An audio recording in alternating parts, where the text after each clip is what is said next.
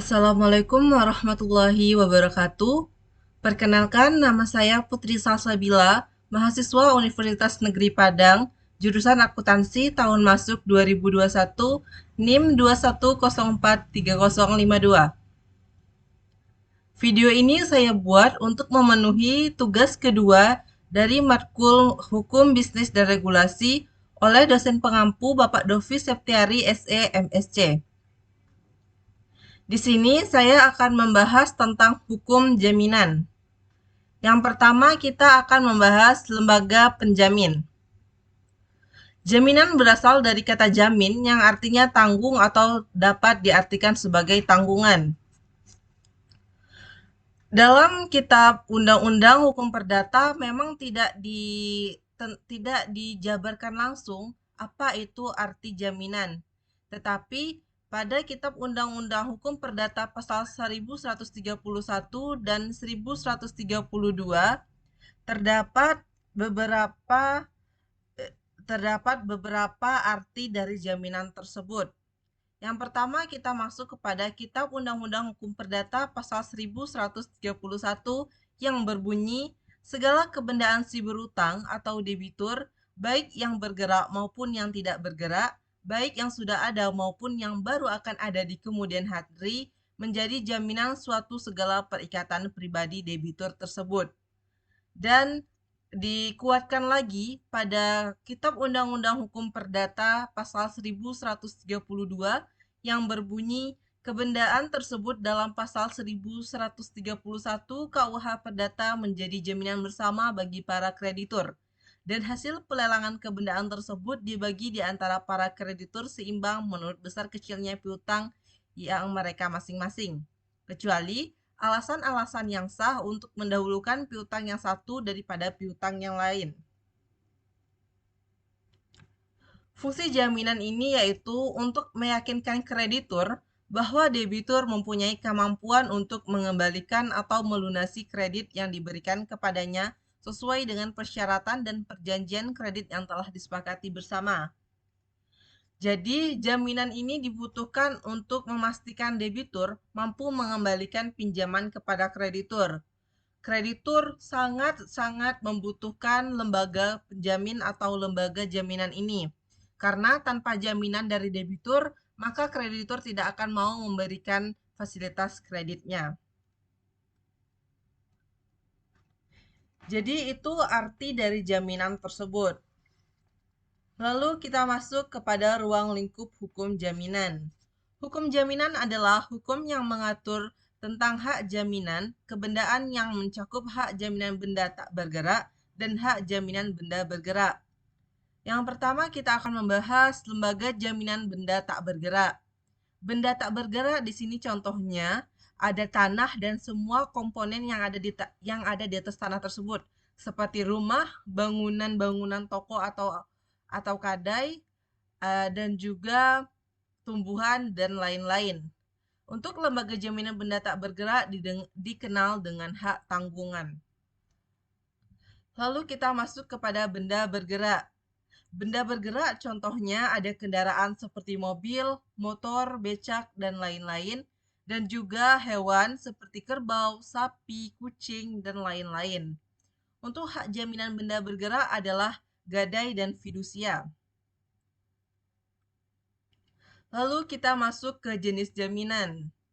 Secara umum, jaminan dapat dibedakan menjadi dua, yaitu ada jaminan perorangan dan jaminan kebendaan. Yang pertama, kita masuk kepada jaminan perorangan.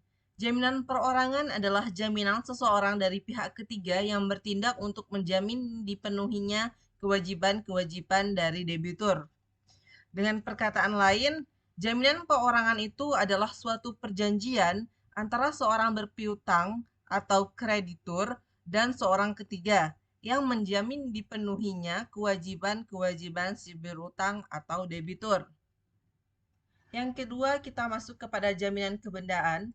Jaminan kebendaan adalah suatu tindakan berupa suatu penjaminan yang dilakukan oleh si berpiutang atau kreditur terhadap debiturnya, atau antara si berpiutang dengan seorang pihak ketiga guna memenuhi kewajiban-kewajiban dari si berutang atau debitur. Pemberian jaminan kebendaan selalu berupa menyendirikan suatu bagian dari kekayaan seseorang, si pemberian jaminan, dan menyediakannya guna pemenuhan atau pembayaran kewajiban atau utang seorang debitur. Kekayaan tersebut dapat berupa kekayaan si debitur sendiri atau kekayaan seseorang pihak ketiga. Pemberian jaminan kebendaan ini pada si berpiutang atau kreditur tertentu memberikan kepada si berpiutang tersebut suatu hak privilege atau hak istimewa terhadap kreditur lainnya. Lalu kita masuk kepada yang terakhir yaitu lembaga jaminan di Indonesia. Lembaga jaminan untuk tidak benda bergerak yaitu seperti kita tahu tadi yaitu hak tanggungan, dan lembaga jaminan untuk benda bergerak yaitu ada gadai dan fidusia. Yang pertama kita masuk ke hak tanggungan.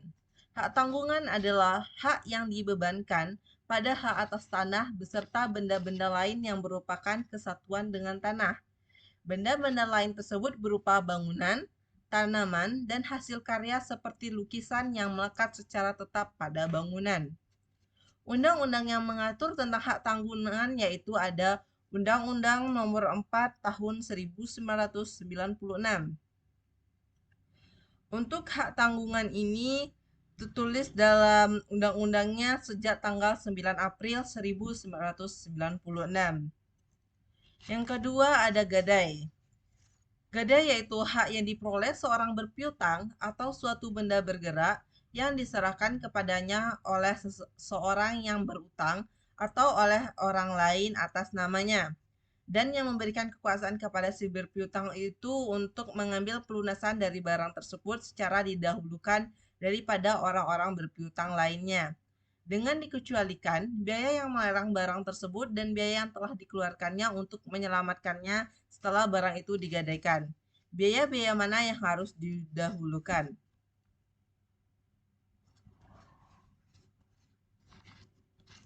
Untuk undang-undang tentang pegadaian atau gadai ini terdapat pada pasal 1150 sampai pasal 1161 KUH Perdata.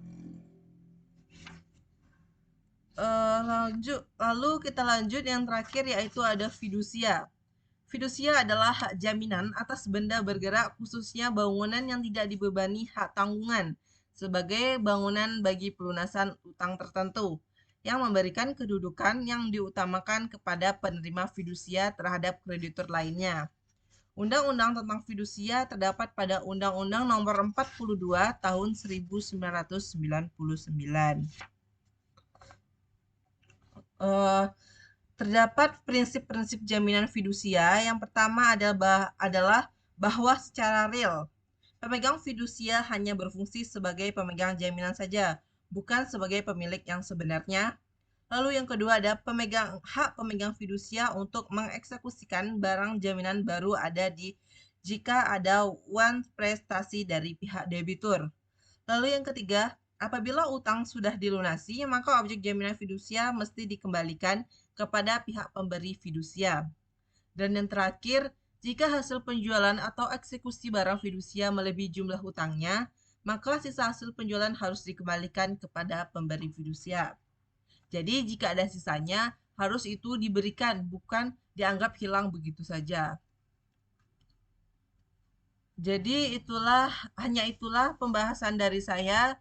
Jika kurang dan lebihnya saya mohon maaf. Kekurangan itu datangnya dari saya dan kelebihan itu datangnya dari Allah Subhanahu wa taala. Saya akhiri, wassalamualaikum warahmatullahi wabarakatuh.